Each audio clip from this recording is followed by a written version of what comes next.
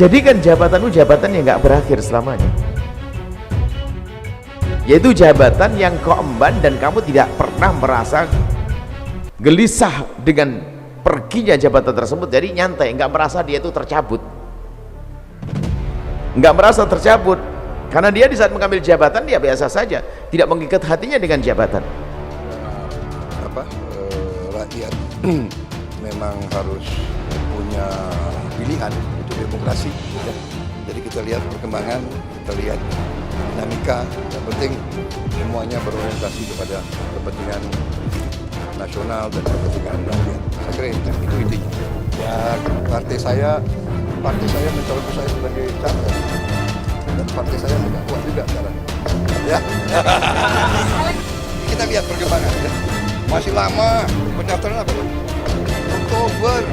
Setelah melalui musyawarah dan diskusi yang mendalam dengan mengucapkan Bismillahirrahmanirrahim, Partai Persatuan Pembangunan memutuskan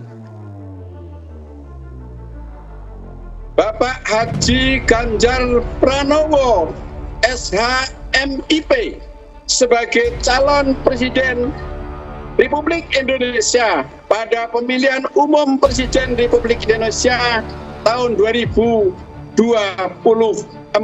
yang akan datang.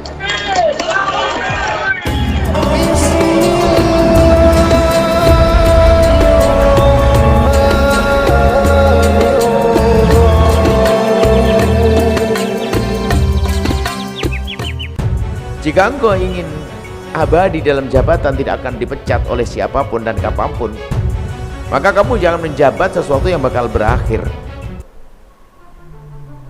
Ambil jabatan yang tidak berakhir. Atau maknanya begini, bahwasanya jabatan seorang, jadikan jabatanmu jabatan yang gak berakhir selamanya, yaitu jabatan yang kau emban dan kamu tidak pernah merasa gelisah dengan perginya jabatan tersebut. Jadi nyantai, nggak merasa dia itu tercabut, nggak merasa tercabut, karena dia di saat mengambil jabatan dia biasa saja, tidak mengikat hatinya dengan jabatan.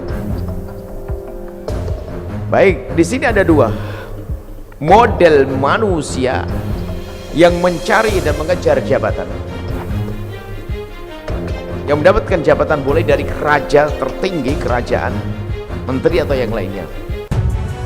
In aradta an tuzal, jika kita tidak ingin dipecat, maka jangan menjabat sesuatu yang bakal berakhir. Nah, kita jelentrehkan dulu. Orang mengambil jabatan ada dua model manusia. Yang mengejar tahta adalah untuk memenuhi kepentingan pribadinya, kebutuhan syahwat dirinya, maka yang dicari adalah keuntungan untuk dirinya. Yang kedua adalah orang yang menjadikan jabatan itu memang sarana untuk menjalankan tugas sebagai manusia, sebagai khalifah Allah di muka bumi untuk melestarikan semesta. Kalau memang dia mengejar jabatan karena dia tidak akan bisa menjaga rakyat kecuali dengan jabatan tersebut, maka orang ini adalah bisa menjadi orang yang selamat biarpun dia mencari jabatan. Yang pertama, mencari jabatan adalah untuk kepentingan dirinya dan keluarganya, kekayaan. Maka beda ini gambaran ini. Maka orang bisa saja berkata, aku mengejar jabatan karena Allah. Oke, Anda yang ngomong, tapi kenyataan yang akan membuktikan bahwasanya Anda ini benar atau tidak. Wahai Anda yang selama ini sibuk untuk menyalonkan diri jadi bupati, wahai Anda yang ingin jadi camat, jadi apa? Wali kota, Anda ingin jadi gubernur atau bahkan jadi presiden, ini adalah jabatan hebat, tinggi pangkatnya. Bahkan dalam hadis, sab'atun yudhillumuhullahu yawma la dhilla, sab'atun yudhillumuhullahu yawma la dhilla illa dhilluh. Nanti ada di padang mahsyar, nanti ada satu keadaan yang sangat dahsyat dan tidak ada pertolongan dan perlindungan payung kecuali dari Allah, dan itu spesial untuk beberapa orang. Di antara Pak Imam Adil ini diletakkan di tempat yang paling tinggi, ranking tertinggi dibanding yang lainnya. Ada apa? Karena tugas ini adalah tugas berat, tapi sekaligus kalau sukses pahalanya gede, lestarinya ummah. Maka orang bisa mengejar ini, mengejar tahta ini sah-sah saja. Imam adil, penting adanya imam adil yang menegakkan keadilan di dalam pemerintahannya. Ini tugas gede, hanya karena tugas gede godaannya juga gede. Maka orang mencari tahta ada dua model, yang hanya untuk cari kepentingan pribadinya, maka yang diurusi pribadi, keluarganya, ngurus kekayaan dan sebagainya. Maka cirinya lah sekarang nggak usah banyak ngomong. Ini Imam Ibn Athaillah Iskandari langsung dengan kaidah ini, seperti yang terangkan para pensyarah, ada rambu-rambu, ada tanda-tandanya. Silakan Anda mengejar tahta tersebut dengan alasan saya ingin membangun bangsa, membangun umat, ingin berjuang, berdakwah dan sebagainya. Ada tanda-tanda yang sangat sederhana. Ini tanda setelah jadi. Adapun sebelum jadi ada. Ada sebelum jadi, kita mungkin kita masukkan bab politik. Ada kisah politik sebelum jadi.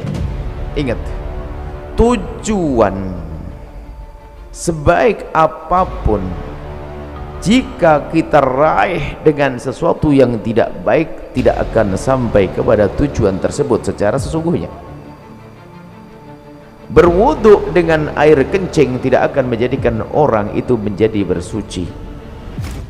Tujuannya katanya hebat, tapi caranya nggak benar, tidak akan diterima. Kisah politik terjadi pada zaman pada baginda Nabi SAW. Nabi di awal dakwahnya, lihat, tantangannya berat. Di saat begitu beratnya berjuang, ternyata ada tawaran. Jika engkau mau berhenti dari menyeru kepada agama barumu itu, kau akan aku nikahkan dengan wanita tercantik di sini, akan aku beri kekayaan terbaik, dan aku akan angkat, maksudnya dirajakan di Mekah waktu itu. Coba, apakah Nabi berkata begini? Ini penting, yang penting aku jadi dulu, nanti baru saya berdakwah. Apakah ngomong begitu? Seperti hujahnya orang akhir zaman, yang penting kita naik dulu, nanti saya berkiprah dalam dakwah. Nabi yang di awal dakwah yang sangat perlu siasat, ternyata tidak diambil siasat busuk. Nabi tidak pernah berkata, iya angkat aku, baru setelah itu Nabi berdakwah. Enggak. Padahal Nabi perlu bantuan waktu itu. Nabi perlu bantuan, Nabi perlu kekuatan, perlu dukungan untuk menyebarkan dakwah. Tapi ternyata baginda mengatakan, kalau seandainya matahari kalau takkan di tangan kananku dan matahari rembulan di tangan kiriku, nggak akan berkembang, nggak akan berubah, nggak diterima. Ini